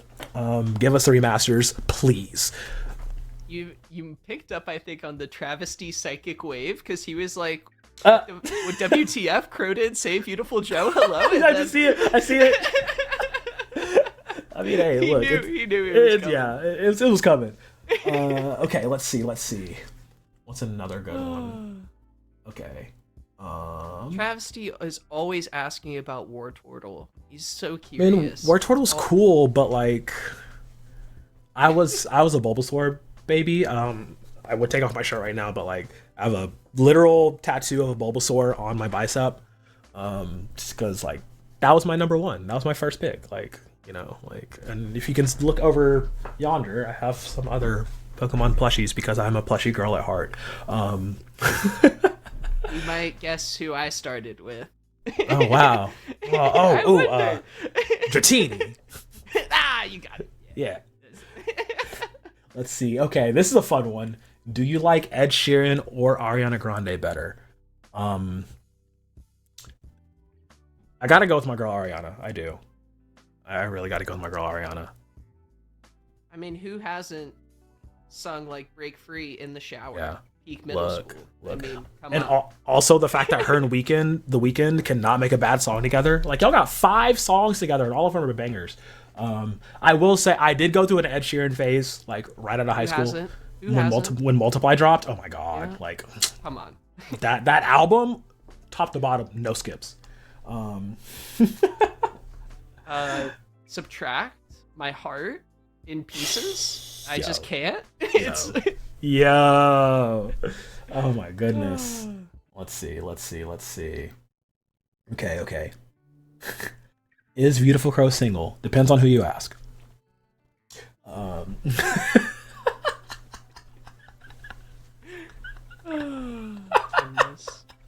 Yeah, any other questions in the chat? Someone wanted to know my birthday. It's June 9th. Oh, nice. So yeah, on June 9th, 2069, I'll turn 69. So it's the day of the week is 6969. That's crazy. And so everyone's invited. I'm throwing down at 69 years old. We are just having the a blast. Best party. Mark your calendar.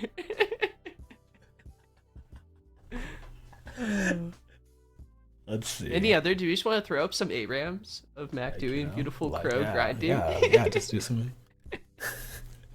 We got any ARAM gamers in the chat? Any ARAM gamers? Like, I think I can do the parsec trick, and we can play Street Fighter 6 if you wanna. Like, I think we can do that. How tall are both of you? I know you can never really tell because we're like we're always sitting down. Right. You don't have like the full view of us. I am 6'2". What? Yeah, twins, baby. I'm 6'2". Shoutcast my D&D game. Yes. When can I? We can totally do I that. would. I am there. But I'm worried I could go into D&D. Hyper would come off mute. We could ramble about D&D for an hour straight, easy. Hold on. Where to begin? I don't even. I literally have my Ruby die just like on my desk. I have a set. I mean, who doesn't have like die on their desk? They're just there. I mean, like we're ready to. I mean, roll for initiative. We're freaking here. Oh, why do both of your guys' eyes glisten in the camera? Is this getting parasocial? Look, it can be as parasocial as you want it to be. I have a PO box. Like it's. Have you guys? Oh gosh, this might get really unhinged. Really, we're diving into the iceberg. This is just like the tip of like, what's your birthday? What's your favorite game? What's Pokemon? And then. Listen, I was in the circus, so you can make your own assumptions from there. Just, I'm sorry, Hyper. Hyper, follow you to fight on Twitter, by the way. Wait! I got this. Hold up. Go. If you want to see these MEC players live and experience the MEC for yourself, you should follow Unified on Twitter for updates, and you should also come to watch the MEC Spring Clash at the Unified Gaming Fan Fest, Deerfield, on February 10th and 11th. I know I'm excited for next weekend, Crow. I can't wait. Use command !Deerfield in the chat and follow the link to get your tickets. That'll be fun. I'm going to put it in the chat right now. I want my tickets. Deerfield. Look at this. Shout out Stream Elements. Okay, Stream Elements, come through. I can't wait. I mean, look at these prices. Incredible. If you guys have any questions about if you guys want any more personal info about me and Crow, feel free to throw more questions in the chat or any questions about appropriate the questions, MEC. please. Yeah.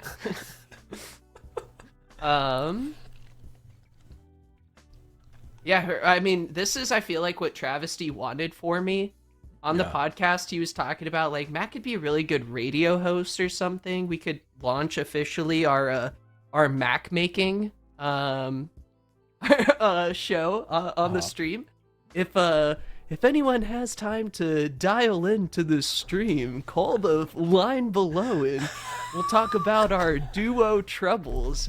If your support is running UMeet for another player, let's hear your thoughts. We'll work through it.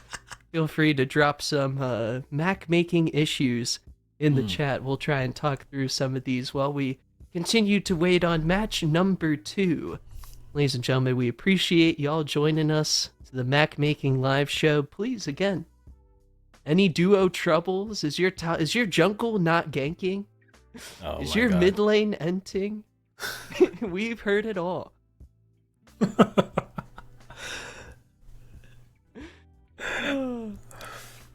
And here's Manuel Ferguson with Freebird. I know, right? On this day in 1986, Duran launched this hit. Not Duran. Okay, man. Oh, man. What's your favorite Duran album? I actually have an answer for that one, which is hilarious. Because they were that group. Like, let's be real here. They were them. Like, they were them. Like, British Invasion, insane. There is a right answer. Trying to think. I have an album cover in my mind. Okay. I'm ashamed to look it up, but I have to. There's only one right answer. Like, there's only one right answer. Yeah. Well, I mean, arguably two. No, I was thinking Rio. Yeah. It's shout out Taki Fuss in the chat. Yeah. It was like yeah, Rio, it's definitely Rio. Yeah. I mean, you can argue that self-titled is good, but you won't believe it. You won't believe it, Crow. We did it. Yeah. We vamped successfully until the game has begun. Summoners! Welcome onto the Rift for game number 2 between Cleveland State and the Ottawa Braves. They had us in the first half, I'm not going to lie. But we are in here. Okay, game number 2. Cleveland State. This is your chance to bring it to game number 3, but Ottawa Braves, oh god, they're full-fledged as 4. Oh no, Aqualad, get out of there. It can't start like this, right? Oh, the Q misses. The Winter's Bite is gonna have to wait for another day. just for this time. I mean, look, that Q, honestly. That is why you don't level your abilities until you absolutely need them at the start. Because it always tells you to start E on Renata. And if you started E in that scenario, he would have died. I love the Crow PSAs. You know, first baking soda. Please don't level your abilities. Don't level your abilities. Oh, goodness. It's also a great way to not get flamed. Oh, yeah, for sure. We'll have to see how this one... I wonder how Killer Guy feels about going up into the top lane, but we'll have to... our questions will hopefully be answered as we get into this one. An invade from CSU. I was talking earlier on, Crow, about Kaizix's adaptability to his pathing. We're going to see it on full display as the invade fails and Aqualad goes down for first blood. A Rend maybe going to come through, finally taking down Killian. But here is Levi, one arrow after another. That's got to hurt. Yep, okay. Unfortunately, it was Cleveland State that lost the first blood. You know, it's just, you're going to collapse on the Renata. She's not going to be able to damage you early on at all. Good job by Cleveland to, you know, get the Ren stacks up so they could get to execute in response. But, I mean, I was just praising you about how you stayed alive and then you just go and die on first blood. All right. And then, I mean, we were hoping that this Callista-Renata duo, I mean, we've got a kill onto Scrub McLord. Love to see that, but, I mean, Levi's just a brutal force, and looking at the mid lane, Blonde picking up a little bit where he left off in the previous game. We were talking about the Zach Top. There's the Killer Guy getting a solo kill in Ottawa, playing these early lanes so well. The Hawk shot actually spots out Kaizix there. An invade coming through. Crow, just so much action through the first just couple minutes. Oh, Kaizix, no. From Prod. The Winter's Bite might miss, but the cold is still going to connect. Winter is coming, Crow, and the Braves are ready. Man, we still here. We've just barely through February, you know? But this is exactly what I was talking about. If you're a team with a Braum passive, you got to be abusing that as much as possible in every single scenario, and that's exactly what's happening here. Oh, Scrub. Shield! Oh my gosh! What? Prod, it had to be like 50 HP. One more auto attack would have done it. But again, the Braves keep making plays like this time and time again, and they get out. They somehow pull it off. I just can't believe it. Oh, man. And we talked about how this composition for Cleveland, they needed to stay afloat early for 6 minutes wise, so they're just not going to be able to push on through this game. And Ottawa playing the composition like it needed to be played. Hyper aggressive from the start. And it's working out perfectly for them. They have this gold lead now. They have the kill lead now. It's not exactly a 1-to-1 repeat of game number 1. But, you know, give it like 2 minutes and it might as well be.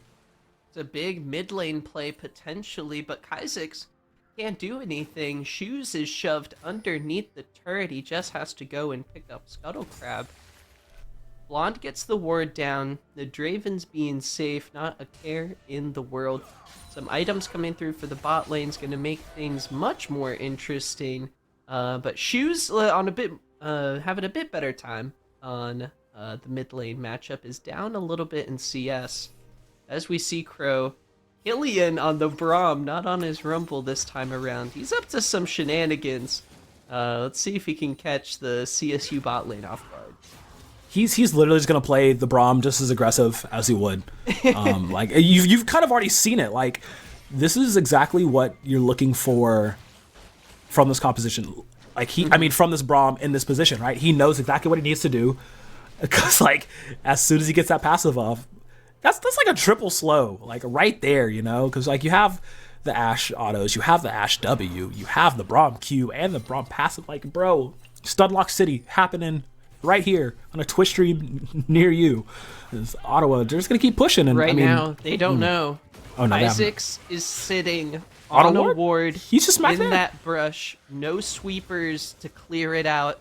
Ottawa in complete control. They know Isaacs' time is a-wasting, and he's trying to make something happen in the bot lane. It's what we wanted to see, but Ottawa is prepared, and Jason is getting shut down up in the top lane. Still, Engage comes in. Shoes comes down from the mid lane.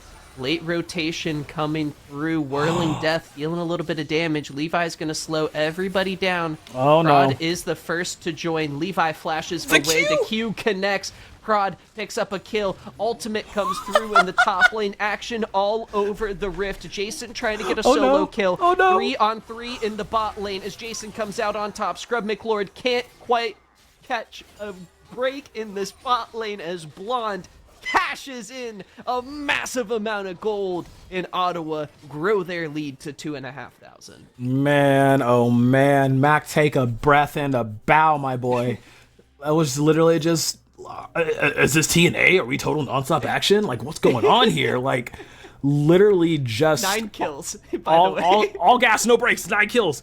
I was like, all right, this is fine, I guess. But yeah, amazing rotation by Ottawa, by the Braves to come down when necessary. Like, you're like, okay, we're fighting here. Okay, cool. Oh, they're pushed all grouped right away, right near the tower. Bet. Great flank by the mid jungle duo from the Braves to get all the work they needed done. Singling out Scrub, making sure he could not, get away with the rest of the team on Cleveland State. Made him pay for it, and it worked out a little too much in their favor, if anything, for the Braves, because now they just got too much money. They don't even know what to spend it on.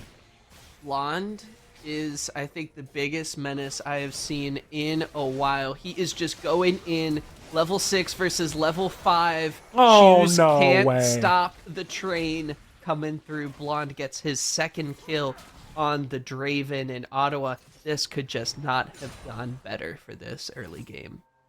I mean, honestly, like, oh man, and yeah, there it is. As soon as that first tag lands, just pure aggression going in, and they can continue it up now. Zerk Greaves has the bow as well. Levi is just set up for success from here on out, and instantly uses the arrow. Good nice cleanse. Jeez Louise, that was close, but look at the CS difference between the bot laners right now. It is looking less than ideal. Just a little bit. I mean, it's just down by a few, not too many, not unrecoverable, but it's pretty woof. It's a flash Q.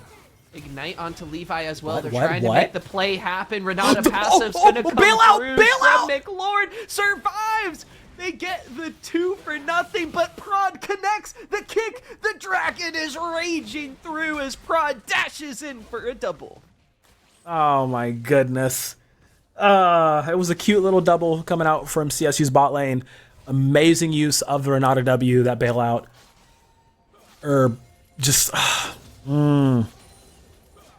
The glimpses are there. It's what's driving me crazy about Cleveland State. It's almost there, but it's right there. Ottawa just looking so clean right now. Hawkshot goes out. They do have 2 grubs already picked up, so I feel like the second grub objective is going to be a high priority for them. It has to be. I mean, to keep that pressure up. I mean, look at where Braum is rotated up to now. He's up in mid lane. Like, he's like, my work here is done, Bot lane's fine. Levi's gonna be fine. It doesn't matter. I can go wherever I please, and that's exactly what's happening. But Scrub? Oh no. Killian's gonna come through. Levi popped the ghost to return. Avoid everything. And now the slows, now the arrows connecting one after another. Done. Each and everyone meeting their mark. Isaacs is spotted, and he is too late to stop the onslaught. Grubs, the second ones, are starting to get picked up, and that is the Exodia 6 Crow. Ottawa is on full gas, super grub empowered, And Blonde has a first item collector, is diving onto Kaizix, the fail flash. He can't get out. Yeah, he's done. Stuck there. Prod is his only savior, but Blonde They gave it to is on a Blonde. killing spree. Yep, I mean, it's the entire plan has gone belly up from here on, you know. It's just that 10-minute mark. They couldn't even make it to 6, unfortunately, for Cleveland State. So they are just going to completely get walked down and routed from here on out, and it's very much a all right, let's just see what we can do, you know, with the time that we're still allotted here, right? Because Ottawa Braves just have complete control of the map in every single role. Prod on this Lee Sin, which he has not played this season, by the way, let alone this year, decides to pull it out and be like, all right, it's whatever. Easy slim pickings. Is Levi quite low there. Kaizix is here and not spotted. But again, the Ottawa Braves bot lane able to survive a lot here. Aqualad, no ultimate available. Kaizix maybe has an opportunity here. Knocks up Killian. Levi's been marked as well. Scrub McLord going in, but he's getting low. A lot of Callista stacks, but none able to finish it off. Prod is going into the bot lane as well. We've got action all over once again. The fighting just don't stop here in the MEC. Aqualad with the ignite. Can't finish it off. Prod gets a kill onto Kaizix as well. He is certainly unstoppable. Kill participation through the roof. He is popping off and having still fighting. They're still fighting. They're not stopping. Looking for the ultimate. Prod is charmed. The Rend can't do it. Finally, someone shuts him down. The top laners are still fighting somehow. I feel like it's been a whole minute of them just duking it out with pool noodles, but unfortunately, when you're made of water, the pool noodle does a lot of absorbing. Oh my god. In the time it took 4 different people to die, the top laners are still alive. And they're still fighting! Jason interrupted the entrance there, the engage, elastic slingshot, and Killer Guy is so small, but he keeps getting healing, and he's gonna get out! No way. Hello? No. Hello? No. Freaking way. Oh, man. Not Oh, even man. close. Not even close. He's going back in. Unlucky. He wanted more.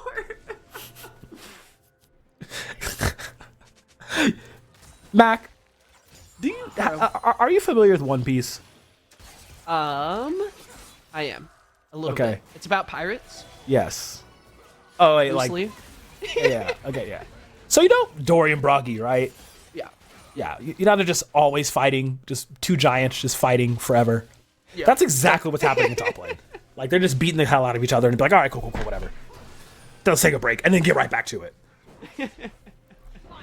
Just nonstop. They can't help it. Just like Prod can't help landing perfect kicks consistently. He don't 6 miss. in 1. He's so crazy. Oh my gosh. Blonde level 10, 3 levels on Kaizix. Brutal. And now look at the pushing power. It's double grub. It's the Grubhub sponsorship. Can we say that? Oh man, yeah, this is the highest amount of pushing power y'all gonna have without having a herald in your pocket, essentially. In Ottawa, there's a whole lot of red in the blue side jungle is they're still slapping each other. This is awful because now Killer has a Spectre's Cowl. So he's just like, he's an item and a half ahead. He just, oh my goodness. But yeah, the rest of the map is very interesting because the Braves are hard pushing in the mid now after they took the bot tower and They're assembling. Rift Herald is on the map. Blonde, I think, can handle this mid wave on his lonesome. Jason got Grievous Wounds to try to slow down the Zac and Kaizix. Kaizix just can't enjoy his own jungle in peace. Prod connects with the Q. Oh no. They're going no. into the base. Another Q is going to finish him off. Cleveland State down bad in game number 2. Trying to root the Killer Guy underneath the turret. He popped the passive! Jason's like, oh crap, come on. Is he going to be able to dish out enough damage? The arrow comes through as well. Prod is there. Ottawa have given up on laning and are just hunting at all costs. Yo, the horizontal ultimate. Oh no. Okay. He's trying to buy as much time as possible. Oh no, Mac. There's about to be another rumble. And it's not quite the jungle. Can they pull it off? A huge berserk shutdown gold. But there's the raid boss with his 2 axes. Spin it around. Blonde is going for the flanking Draven angle. Let's see if he can pull it off. Levi in the back line dishing out so much damage on the Ashe. He's on a killing spree. Levi takes over the fight. The star ADC for Ottawa looks completely composed in this second match. 6-1-7. Killian lived. Are you're you're joshing me, bro. Like, oh gosh. Oh my goodness. Okay. All right. Ottawa. So this is Ottawa. Welcome to the MEC. Yeah. Man, if there's ever a case for somebody getting shoved into a locker and bullied on the second day of school, this is literally it right here. Well, to see they're down about 9,000 gold, give or take a few. I've liked what I've seen on Scrub's Callista. He's got 1 item completed. Second dragon of the game goes over to Ottawa, as well as the Rift Herald. So a lot of pressure on the map for CSU. They can't defend everywhere, and Ottawa is just literally running at them. They're, I mean, 17 minutes, there's not a lot of objectives to go for, but Cleveland State is quite literally getting run down everywhere they go.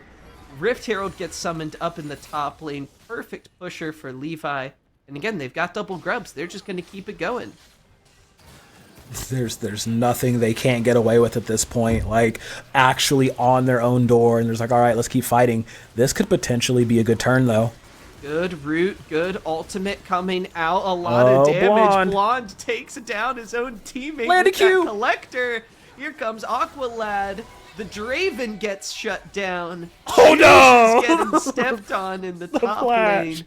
Levi goes unstoppable. You still have to worry about the Ottawa bot lane. Levi staying alive. Jason, do something. Oh my gosh, Killian with the kiting. Scrub McLord, can he take him down? Okay. 1 auto attack is going to do the trick.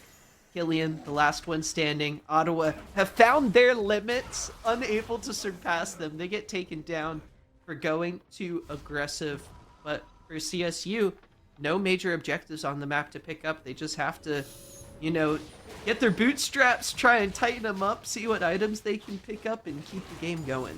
That was a lot of shutdown gold going into everybody's pockets there. Because every member on the Braves had a bounty at that point.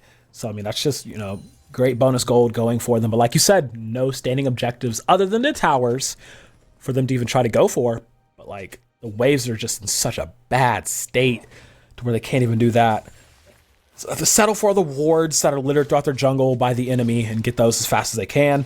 This reset though, this reset state, it just allows the Braves to be like, all right, how are we gonna punch them in the face next? Like, what is the next plan of attack? And they're coming in, multiple members on 2 items looking for their thirds. So still a very, very scary game state.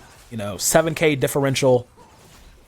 Yeah, kills also differential, but like the pressure is near insurmountable by the Braves right now. Cleveland State, they need like 2 more scenarios like that last team wipe that they just had before they can even break even. And I don't think the Braves are going to give them that chance. Okay, Crow, hear me out. Are you ready? Okay. This is the ultimate Renata Glass game. You know, you're so right. You're so right. Feed the Ashe, feed the Draven. It's just gonna come back to bite ya. If Aqualad gets a crazy ultimate, I don't know. Maybe we'll see. I'm kind of theory crafting here a little bit.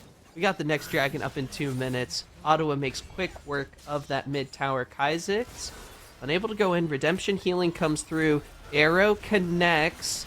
That is Shoes just immediately taken down. There's Levi. The ultimates are coming through. That's the kind of combos we want to see from CSU. It's coming together, but it may be too little, too late. As Levi looks like quite literally a machine turret melts through CSU. They get the ace. Double grubs coming through the base. It's going to be stacking up. They only have caster minions, but at this point, they might be tanky enough. They don't even need blonde. They're going to keep on pushing. Okay, yeah. I mean, they got everything they wanted. Multiple kills, tower, inhib, push some more waves into the base. And then, yeah, on the bot side, just grabbing whatever they want. I mean, you're right. That was like the best chance for Cleveland State. Really great ultimate lineup setup. It just was not going to happen. And now Baron free as a clam in the sea for the Ottawa Braves. And it's just, there's just nothing at this point that Cleveland State can do, aside from maybe another game-breaking pause before anything else can actually happen. The miracle stop. Can CSU do it? Let's see. Killer Guy goes not down yet. Look at Levi. He's still hanging on in there. Shoes tries to get the root on him. There's Prod in the back line. Scrub McLord gets the shutdown. Jungler goes down. Wait a minute. Low health bars coming through. Killian low. Levi low.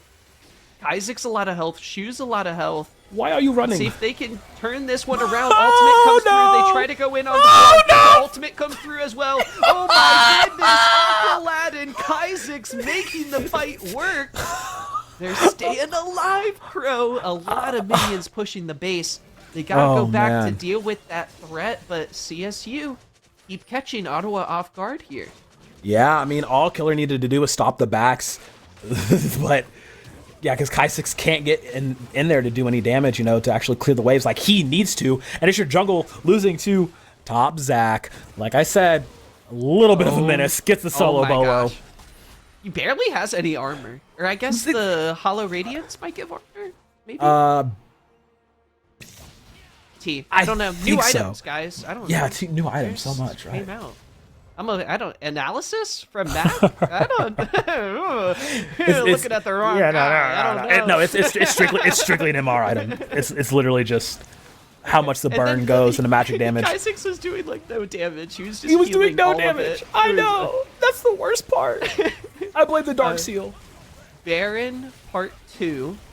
Here we go. Ottawa taking care of business. You got Blonde and Levi. Yep. Are they TPing for this? Okay, they want to try and go for it. Scrub McLord in the back line, melting through the Killer Guy. You got to get through the Bloblets as well. The ADC's Crow are safe in the back line. They're going to be able to apply the Braum stacks and just go fire in at the range. Scrub McLord trying to handle the pressure of this big team fight, but he comes up a little bit short. It's Levi. He's been here before. He's been carrying these games for Ottawa time and time again. It's a team effort today, but he is shining like a star. 13-3-13, doing insane damage in these team fights. The Braves don't need no Baron. They're just going to be able to push this one in for the win. Average game time under 25 minutes. Oh my goodness. Ottawa, after a questionable start to the season, they come through with a statement series here on Friday night, taking Cleveland State down 2-0 in dominating fashion. Ottawa Braves, a top 2 team, potentially conversations there. They got 2-0'd by Purdue, but hey, Ottawa's still here. New support, Killian dropped. Watch out for that rumble. And in game number 2, I mean, taking care of business like usual. Crazy game, crazy series. I mean, crazy, yeah. Like, out the gate, literally, like I said, if this composition just goes aggressive from the gate, if CSU cannot survive for those first 6 to 10 minutes, they will fall. That's exactly what happened there, and just do a Draven mid, bro. A Zach top and Draven mid. Don't try that in your solo queue games. Please. I'm begging you. I'm literally on my knees begging you. Like, please. Stop. Another PSA from Crow. We got a few of them. Don't wait to level your abilities. Yeah. Please keep baking soda on hand. And dear God, if anything sticks, do not go running Draven mid in your solo queue games. The teams may you may get some comments. You may catch some strays, unfortunately. It's just how it is. But don't sleep on my AD Twisted Fate now. I mean, that's valid because Riot decided they wanted to make TF an AD champion this season, so I'm so happy. I'm thriving.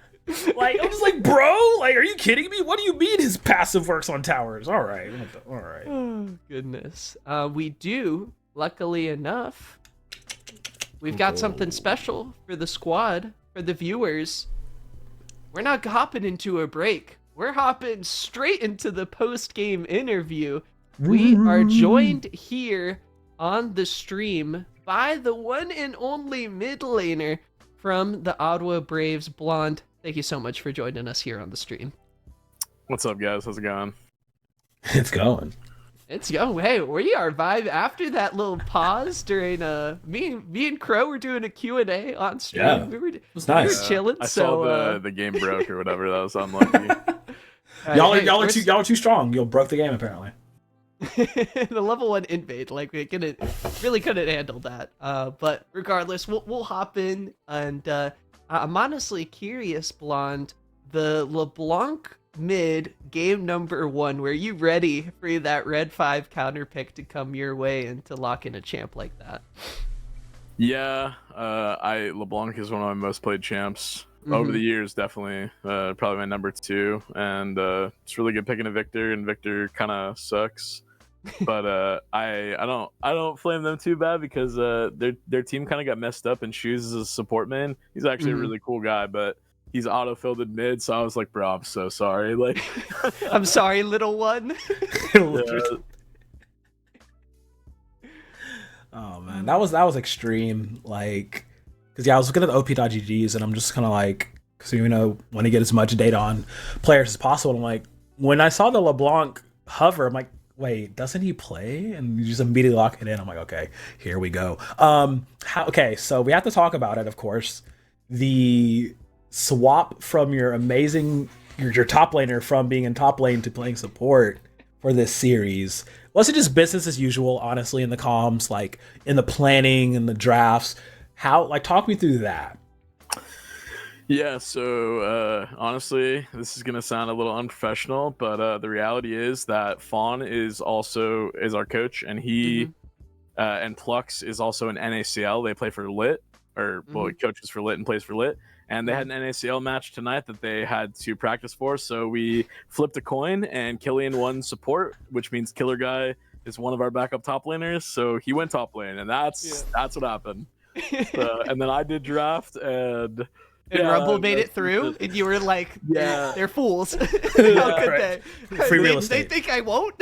Yeah, we were in call, and we're like, I wonder if what if they don't ban Rumble? It is the first game that Rumble's ever been open for us in all of MEC since Killian has been here. Yeah. So you had to. We were just like, oh my god, it's so funny. Man. Oh wow. It was, I had completely forgotten about it, and then you guys lock it in first phase for you guys, first round. I was like, oh my god, they finally got it. The biggest bait, I feel like the Ocean's 11 heist got pulled off. Yeah, we joked about putting it jungle, and then Tamal's like, Killian's like, yeah, no, never mind. Like, I'm just gonna take it. It's whatever. So we'll make it work. Yeah, we'll make it work. He's like, just give it to me. Oh my goodness. Blonde, I am curious. Going into this season, you guys lose Coda, who I feel like was a big voice for y'all. So how has the team kind of gone through adjustments, getting ready for the season, gearing up? Who do you feel like has kind of risen to, I think in a sort of sense of team leadership, who's been there for you guys as you've gotten into the season? Okay. Honestly, since we have changed the roster, Trickster obviously went to Winthrop. Amazing. Literally the best player that MEC will probably ever see. He's very incredible. And, MVP. And yeah, exactly. He's literally the GOAT. And then Coda, he's gone.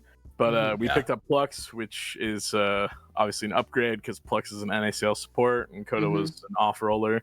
But to be honest, the team dynamic is so much better this year. I'm not going to lie. The only issue is that we don't get to scrim because NACL scrims 6 days a week. So we only get like we together have played as a team 4 times. So it's a little rough, but at the LAN event we get to play 11 games, so we will get all of our scrim power in that LAN event. So yeah. I absolutely love that. Oh my god, just rebounding however you can, moving forward. Yeah. New lineup, new players coming in. I mean, that is just how it normally goes for sure. I mean, look, this only being week 2, right? Like, this is y'all at week 2 with players in off positions and, role swapped around. Like, your final form, like, is going to be absolutely insane to see once we get there. And, like, that being said, y'all feel like with your current roster, who you have on the squad, y'all are just going to make it to first and keep it that way all the way to championships? Or, like, who can challenge you? Definitely Purdue. They on paper, I would say Purdue is possibly the best team this semester. However, I do think that the games that we played were semi a fluke because again we don't really play together, and their team has been together for like 9 months or something, like since last semester. So it's a little bit of a fluke. When we get our groove going, we'll be good. But also, oh god. Yeah, when Killian starts getting some top lane games in, maybe. Yeah, he doesn't play the game. So and then to be honest, ONU is not as bad as everyone thinks. I think that Kai is insane. He's really, really good. And then low key, okay, GVU sucks this year, but low key, who's actually insane is Briarcliff. I was so surprised. Actually, I think Briarcliff is 3rd seed. Like, they're actually pretty good. I'm not gonna lie. So, yeah. No longer dark horses. Yeah. Oh, are you talking about GVU? Or no, I feel like Briarcliff. They're the Mustangs. I feel like the dark horse storyline kind of wrote itself. Right there. Yeah. Yeah, they are shockingly good together. I don't know what I don't know really what if they scrim a lot or what they do, but their team's actually not bad. Like when we played them, I was like, damn, we dropped a game to them. Oh my god. Gotta look out for them Briarcliff boys. Gotta look out for that team. Yeah. Oh man. Well, Blonde, I think that's it for questions. Unless Crow, do you got one more up your sleeve? I'm all out right now. All right. Well, Blonde, before we let you go, I want to give you a moment for any shout outs you want to give out to the squad or the fam or anyone you want. Yeah, I mean, shout out to my whole team. I'm really glad that this semester everyone is super chill. There's no issues. And to be honest, Purdue, I'm coming for you. I'll see you at the LAN event. We'll see you at the LAN event, that's for sure. Blonde, thank you so much again for joining us for the post-game interview. The Draven LeBlanc today, I think, earned you an MVP for the series. So hope you have a good Friday night heading into the weekend. More MEC matches coming your way, I believe, unless this is y'all's only match of the day. This is our only match this weekend. Yeah. Oh, you're chilling. You're good. Yep. Walking off a Friday night MEC with the dub certainly feels good, man. So I hope you guys enjoy it. And that is going to do it for our broadcast tonight. Unfortunately, only one match on this Friday evening, but it's been an absolute pleasure answering your questions, casting these games. Crow, I appreciate you, an honorary member of the MEC pod through our Q&A extravaganza, so I appreciate you sitting and talking with me through it. I hope everyone has a good rest of the weekend. We've got some more MEC action coming your way. Game Saturday, game Sunday, games on Monday. We got games on games on games, so if you want more MEC action, be sure to tune into the streams throughout the weekend. Wish you guys the absolute best. That's going to do it for tonight's action. We'll see y'all later.